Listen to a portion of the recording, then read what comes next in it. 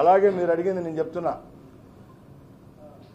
ఈ మేనిఫెస్టోలో అయితేనే మా ప్రభుత్వం ఇచ్చిన హామీలలో ముఖ్యమైన హామీ మహిళలకు ఉచిత ప్రయాణం. గత 14 రోజుల నుంచి ఎన్నో మీటింగుల్లో ప్రెస్ మీట్స్లో నేను ఒకటే చెప్తున్నా, మేము ఆరంభ సూర్యులం కాదు. జగన్మోహన్ రెడ్డి లాగా 108లు ట్రాక్టర్లు 104లు చెత్త కుప్ప వెహికల్ అన్ని బెంజ్ సర్కిల్లోకి తీసుకొని వచ్చి ప్రజలకు ఇబ్బంది కలిగిస్తా కుప్పం నుంచి శ్రీకాకుళం నుంచి విజయనగరం నుంచి అన్ని రోడ్లన్నీ పెట్టి అధికారులందరినీ ఏడిపించి ఒకే రోజు ఓపెనింగ్ చేస్తాడు. మళ్ళా 300 రోజులు చిల్లకి రోజుల్లో ఆ సేవలు అందించే పరిస్థితి లేదు. మేము చేస్తాండేది ఏంటంటే ఏ పథకాన్ని ఇంప్లిమెంట్ చేస్తామో ఆ పథకాన్ని క్షుణ్ణంగా పరీక్షిస్తున్నాం. ఇప్పుడు తమిళనాడు అయితేనేం కర్ణాటక అయితేనేం తెలంగాణలో ఆ సర్వీసులు ఇస్తా ఉన్నారు. ఇప్పుడు మీరు హైదరాబాద్ పోయే వాళ్ళు ఎవరైనా ఒకసారి అడగండి, రోజు పేపర్లో వస్తుంది డిస్ట్రిక్ట్ ఎడిషన్లో కొన్ని పొరపాట్లు జరుగుతున్నాయి. జీరో టికెటింగ్ అంటే ఎట్లా? బయట రాష్ట్రాల్లో కూడా ఈ రాష్ట్రాల్లో ఉంటారు, వాళ్ళకి ఆధార్ కార్డు ఉండదు, వాళ్ళు బస్సు ఎక్కితే ఎవరైనా దింపేస్తే లేడీస్ని ఏం చేయాలా? ఇవన్నీ సమస్యలు ఉన్నాయి కాబట్టి అధికారికంగా 3 రాష్ట్రాల్లో పర్యటిస్తాం. 1 నెల లేట్ అయినా 1.5 నెల అయినా కూడా మేము ఇచ్చిన హామీని అయితే నెరవేర్చుకుంటాం. ఆయనలాగా ఏదైనా ఒకే రోజు రిబ్బన్ కటింగ్ చేసి వెళ్ళిపోయే పరిస్థితి లేదు. రేపు కూడా మీరు చూస్తున్నారు 4,000 కోట్ల రూపాయలు పెన్షన్ ఇచ్చేదానికి సిద్ధంగా ఉన్నాం. మైనస్లో ఉండే బడ్జెట్లో కూడా ఈరోజు 1వ తేదీ 2వ తేదీకి పెన్షన్లు ఉద్యోగస్తులకు జీతాలు సుమారు 10,000 కోట్లు ఇచ్చేదానికి ప్రభుత్వం సిద్ధంగా ఉంది. మా నాయకుడు మొన్న కూడా క్యాబినెట్లో చెప్పారు, ఎక్కడ ఆడంబరాలు వద్దు, ఏమద్దు, ఏ వార్డులో ఎక్కడ సర్పంచులు ఎక్కడ మా నాయకులు ఉంటారో సెక్రటేరియట్ సిబ్బందిని పిలుచుకొని పంచమని చెప్పినాం.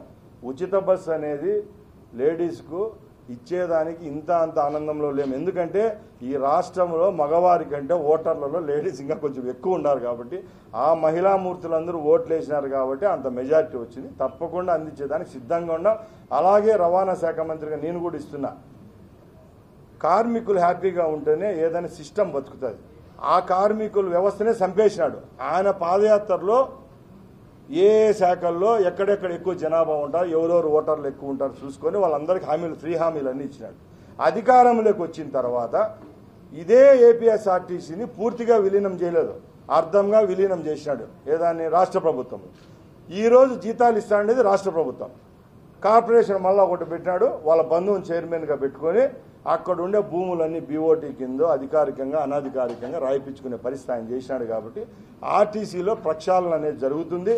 అలాగే మా నాయకుడు ఒకటే చెప్పారు, ఆయన విజన్ మీ అందరికీ తెలుసు, రాబోయే 5 సంవత్సరాల్లో ఏపీఎస్ఆర్టీసీలో 100% ఎలక్ట్రికల్ బస్సులు నడిపించేదానికి కూడా ఈ రాష్ట్ర ప్రభుత్వం చర్యలు తీసుకుంటుంది. ఇది కొంచెం కేంద్రానికి సంబంధించిన ఇష్యూ, ఎందుకంటే అక్కడ రావాల్సిన సబ్సిడీలు ఇవన్నీ అవసరం కాబట్టి ఇప్పుడు ఉండే బస్సులు కూడా ఎక్కువ పెంచితే కాబట్టి, ఎందుకంటే ఫ్రీ బస్ సర్వీస్ అంటే ఆటోమేటిక్గా ఈ పీపుల్ కూడా ఎక్కువ, జనాలు కూడా ఎక్కువ అయిపోతారు కాబట్టి అవన్నీ ఆలోచిస్తున్నాం. తప్పకుండా రాబోయే నెలల్లోనే, అది వారాల్లోనే ఈ కార్యక్రమం చేపట్టేదానికి రాష్ట్ర ప్రభుత్వం అలాగే ఏపీఎస్ఆర్టీసీ సిద్ధంగా ఉంది. ఇంకా నెక్స్ట్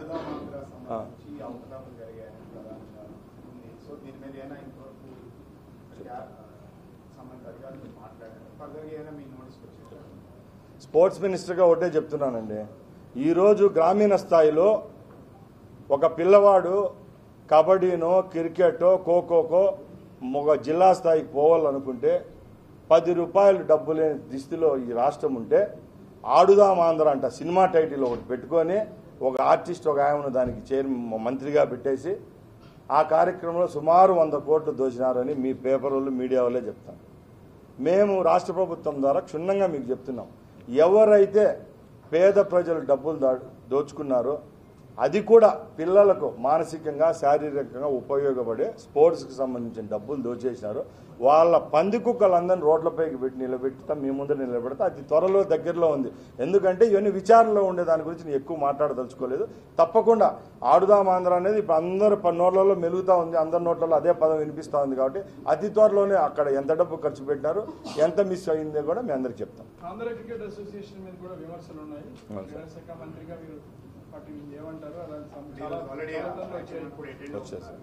సార్ నేను ముందు కూడా చెప్తున్నా, ప్రతి ఒక్క శాఖ కానీ ప్రతి డిపార్ట్మెంట్ అయితే లాస్ట్ 5 సంవత్సరాల్లో నిర్వీర్యమైపోయింది. కేవలం బటన్లు నొక్కడమే తప్పక బటన్ నొక్కితే యాడికి పోతుందో కూడా ఆయనకు తెలియదు. అంటే మా కడపేసలో చెప్తున్నా, బటన్ ఒత్తిన తర్వాత ఏ పని జరుగుతుంది ఏమని కూడా సమీక్ష పెట్టలేని దుస్థితిలో ఆయన ఉన్నాడు. ఆయన పేరే పరదాల ముఖ్యమంత్రి.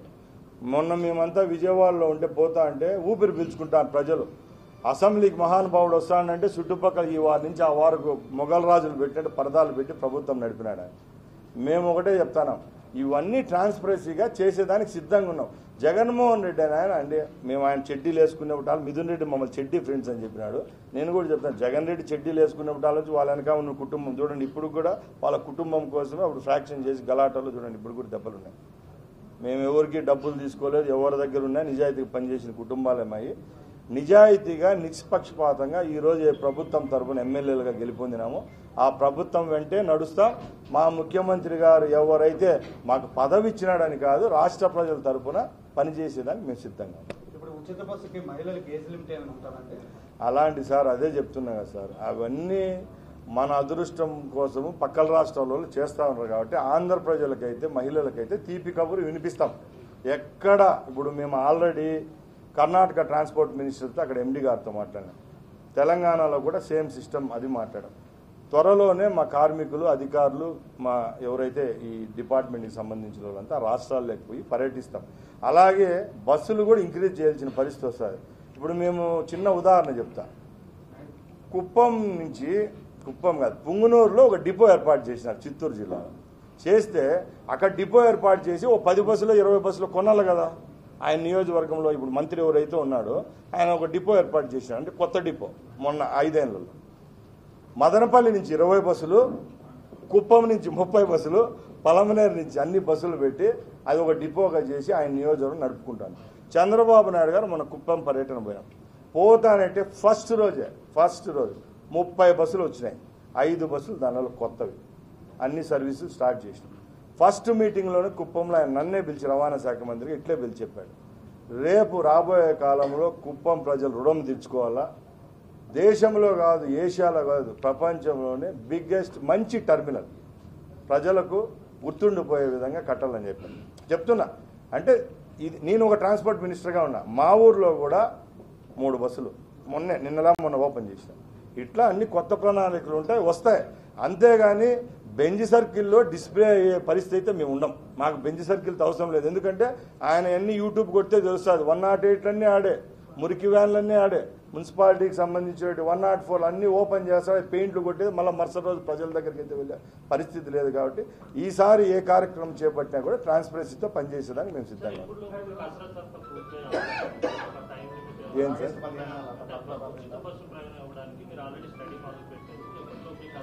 సార్ ఇప్పుడు రాష్ట్ర ఖజానా పరిస్థితి మీ అందరికీ తెలుసు. నిన్న పథకాలు కూడా చూసినారు. పెద్ద ప్రజలకు ఎక్కువ చేరుబాట్లు 65 లక్షల మందికి చేరువయ్యే పథకం ఏదైనా ఉందంటే పెన్షన్. అలాంటిది 4,000 కోట్లతో మొదలు పెట్టేశాం. ఇంకోటి అందరూ వచ్చి కులాలు మతాల పరంగా సెన్సస్ తీస్తారు. ఎంత దూరదృష్టి ఉంటే పనిచేసే స్కిల్ డెవలప్మెంట్ మీద సెన్సస్ తీసే దేశాలు అమెరికాలో కూడా లేదు. ఇప్పుడు మన రాష్ట్రంలో ఆయన ప్రవేశపెట్టారు. ఎందరో పేదవాళ్ళు కడుపు నిండా అన్నం తినే అన్నా క్యాంటీన్లు మూసినారు, అది కూడా ఇప్పుడు మళ్ళా ప్రారంభించారు. అట్లా ఫేజ్ వైజ్ స్టార్ట్ చేసేదానికి సిద్ధంగా ఉన్నాం. మీరు ఎవరు అపోహలొద్దు, అతి త్వరలోనే శుభవార్త. మీరు ఇదే చెప్పినారు కాబట్టి ఉచిత బస్సుకైతే రవాణా శాఖ మంత్రిగా వైజాగ్లోనే ప్రారంభిస్తాను, నేనే వస్తాను. మీరు ఈ క్వశ్చన్ ఎక్కువ అడుగుతున్నారు కాబట్టి ఎక్కడ మా నాయకులు ఎక్కడ ఓపెన్ చేసినా ఫస్ట్ వైజాగ్లోనే ఉచిత బస్సులు మహిళలకు ఇస్తా, అతి త్వరలో వస్తారు. ఇదే సార్ ఇప్పుడు చూడండి సార్, చిన్న విషయం చెప్తాను, మీకు కూడా చెప్తాను. ఇప్పుడు చిత్తూరు జిల్లాలో ఈ కంపెనీ వచ్చింది సార్, పెప్పర్ మోషన్ అని ఒక కంపెనీ, వాళ్ళే తెచ్చారు సార్, వాళ్ళే ఆయన ప్రభుత్వంలోనే వచ్చింది. ఇప్పుడు జాకీని ధర్మేసింది ఎవరు సార్? జాకీ కంపెనీ ధర్మేసింది ఎవరు? లాస్ట్కి చెడ్డీల కంపెనీలు కూడా ధర్మేసినాడు. చెప్తాను, కియా మా దగ్గరే ఉంది, మా రాయలసీమలో ఉంది సార్. కియా కంపెనీ అనేది ఎంత గర్వకారం సార్. 2 లక్షల రూపాయల భూమి ఆడ ఈరోజు 2 కోట్ల రూపాయలు అయింది. దానికి ఎన్ని యాక్సిలరీ యూనిట్స్ వచ్చినాయి, అనుబంధ విభాగాలు ఎన్ని యూనిట్లు వచ్చాయి, నట్లు బోట్ల కంపెనీలు ఎన్ని వచ్చాయి. అలాంటి కియా కంపెనీ ఏర్పాటు చేస్తే చంద్రబాబు నాయుడు గారు మాకు టైం బాగాలేకుండా ఈ పలికిమాలిన ప్రభుత్వం వచ్చింది. ఎప్పుడు 19లో ఓపెనింగ్కు ఫైనాన్స్ మినిస్టర్ను పంపిస్తాడు ఈయన పోడు. నువ్వు ఈ 5 సంవత్సరాల్లో లంగూలిటుకు చిన్న చిన్న కంపెనీలు ఓపెన్ చేయనైతే పరిగెత్తపోతాడు. నీళ్ల ట్యాంకులు కూడా ఓపెన్ చేసినాడు పులివెందులు, నీళ్ల ట్యాంకులు. అలాంటిది 10,000 కోట్ల రూపాయలు కియా మోటార్ కంపెనీని ప్రారంభించేదానికి నువ్వు పోవు. ఈరోజు ఇది ఏదో కంపెనీ అంటే ఎనిక్కిపోతానని ఈ కంపెనీ వాళ్ళు చేసినా కూడా ఇప్పుడు అధికారులు ఎవరైతే వాళ్ళు ఉన్నారో వాళ్ళ నెంబర్లు కూడా ఇస్తాం, మేము ఆల్రెడీ ప్రిపేర్ అయ్యి ఇచ్చినాం. వాళ్ళు కూడా చెప్పారు సార్ మాకు బెదిరింపులే లేవు సార్, హ్యాపీగా ఉన్నాం సార్. చంద్రబాబు నాయుడు వచ్చిన తర్వాత ప్రజల కంటే ఈ వ్యవస్థాపరమైన అభివృద్ధి కార్యక్రమాలు ఎవరైతే తీసుకొచ్చే కాంట్రాక్టర్లు అయితేనే ఎంటర్ప్రీనర్స్ అయితే వీళ్ళంతా హ్యాపీగా ఉన్నారు. ఉద్యోగస్తులు ఉన్నారు అని గుండెమే చేసుకొని ఉన్నారు. లేకపోతే వాళ్ళు ముందు అనేవాళ్ళు ఈ 62 సంవత్సరాలు ఎందుకు పెట్టినారు మహానుభావుడు అనేవాళ్ళు. ఇప్పుడు వీళ్ళంతా 65 సంవత్సరాలు పెట్టినా కూడా పనిచేసేదానికి సిద్ధంగా ఉంటారు. అంతేగాని ఏ కంపెనీ ఎనిక్కిపోదండి. ఏదైతే కంపెనీ చెప్పాడో ఈ కంపెనీ అతి త్వరలో ప్రారంభమవుతుంది. ఈ కంపెనీలో కూడా 8,000 మందికి ఉపాధి కల్పించేదానికి కూడా సిద్ధంగా ఉన్నాం. స్పోర్ట్స్ కాంప్లెక్స్ స్టేట్ వైడ్ గా ప్రైవేట్ వ్యక్తులకు ఇచ్చేసారు. గ్రౌండ్స్ కావచ్చు, సార్ ఏ దాంట్లో దృష్టి పెడతారా? సార్ సాధారణ ప్రజలు ఆడుకోవడానికి చెప్తాను డెవలప్ చేయడం స్కోప్ లేదు సార్. ఏ దాంట్లో అవకతవకలు జరిగినా ఉపేక్షిస్తామేమో కానీ పిల్లలకు భవిష్యత్తుకు సంబంధించిన ఏ కార్యక్రమాల్లో అవకతవకలు జరిగినా వదిలే ప్రసక్తి లేదు. ఎందుకంటే ఈరోజు స్పోర్ట్స్ స్కూల్స్ అయితేనేం, అక్కడున్న క్యాంటీన్లు అయితేనేం, స్విమ్మింగ్ పూల్ మెయింటెనెన్స్ కూడా ప్రైవేట్ వాళ్ళకి ఇచ్చేసాం. తప్పకుండా దాని మీద సమీక్ష జరుగుతూ ఉంది.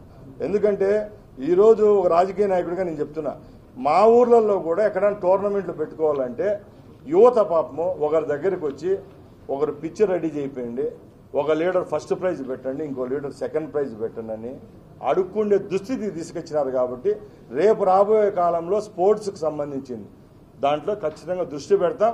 ముఖ్యంగా స్పోర్ట్స్కు స్టేట్ కంటే సెంట్రల్ గవర్నమెంట్ ఫండింగ్ ఎక్కువ ఉంటుంది. గత 5 సంవత్సరాల నుంచి అప్పుడు ప్రభుత్వానికి భయపడితే జైలుకు పోతానని చెప్పి ₹1 కూడా కేంద్ర నిధులు అడిగేదానికి భయపడతా ఉన్నాడు ఆయన.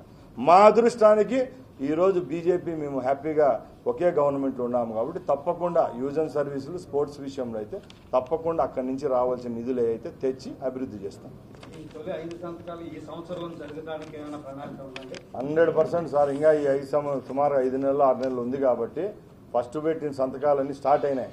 ఇప్పుడు అన్నా క్యాంటీన్లు అంటారు మీరు. మా ఊర్లలో ప్రతి ఒక్క ఊర్లో చూస్తే అన్నా క్యాంటీన్లు వాళ్ళ బినామీలకు ఇంకొకరికి ఇచ్చేసినాడు. ఇప్పుడు మళ్ళీ మేము హ్యాండ్ ఓవర్ చేసుకుంటున్నాం. అవన్నీ మళ్ళీ రీమాడిఫై చేయాలా. దాంట్లో కిచెన్ అన్నీ చూస్తున్నాం. రేపు దాంట్లో స్పాన్సర్షిప్ పెడుతున్నాం.